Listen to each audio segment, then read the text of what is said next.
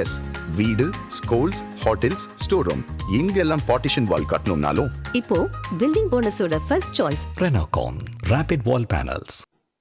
நேற்றைக்கு நான் திருவண்ணாமலை மாவட்டம் அங்கே சென்ற பொழுது அது ஈழத்தமிழர்கள் குடியிருப்பு பகுதிக்கு என்னை அழைத்து சென்றார்கள். அப்படி சென்று கொண்டிருந்த பொழுது அந்த குடியிருப்பில் பல கோரிக்கைகள் வைத்திருந்தார்கள்.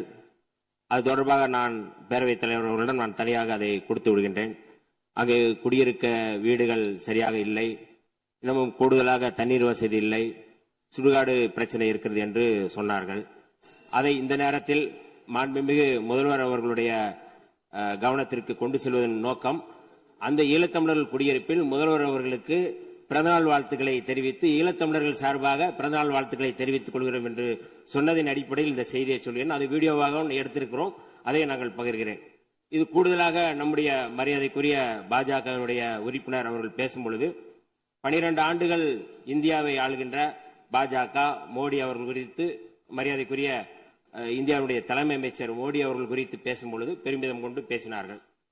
இந்த அவை அது குறித்து பாராட்டி மாண்பை உயர்த்தி கொள்ள வேண்டும் என்று சொல்வதன் மூலமாக மாண்பு இந்த அவையில் குறைவாக இருக்கிறது என்பதை சொல்லாமல் சொல்கிறாரா என்கின்ற கேள்வியை அப்படி எடுத்துக்கொள்ள வேண்டாம். அவர் தன்னுடைய விருப்பத்தை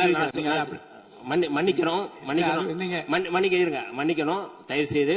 ஏனென்றால் தமிழ்நாட்டுக்கு தேவையான நிதி, நான் ஏற்கனவே நம்ம தேசிய கல்விக் கொள்கை 2020 இந்த அரசு மாண்புமிகு அமைச்சர் இந்த மாண்பு உறுப்பினர் பாருங்க, மாண்பு உறுப்பினர் பேசிய அந்த உரையில இருந்து நீங்கள் மறுப்பு சொல்லுகிற கருத்து எதுவும் இருப்பதாக எனக்கு மனத்துக்கு படவில்லை.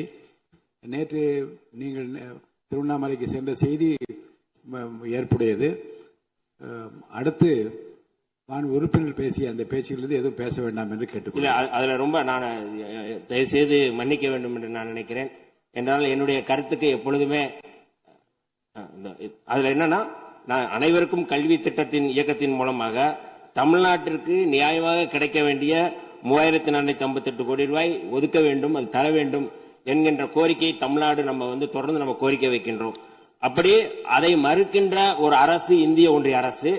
அப்படி வணங்கிவிட்டு பேசினால் அதை பற்றி நம்ம பேசலாம். மாண்பு அமைச்சர்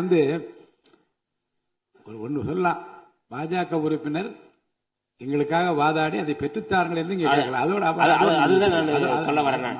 அது குறித்து அவர் பேசி இந்த மாண்பை உயர்த்துவதற்கு இரண்டாவது அவர் சொன்ன அந்த படுகர் சமுதாயம் அப்படிங்கிறது, நாங்க சமூக நீதித்துறையின் சார்பாக ஏற்கனவே இந்த கோரிக்கைகள் நிறைய நம்முடைய துறையின் சார்பாக வந்திருக்கிறது.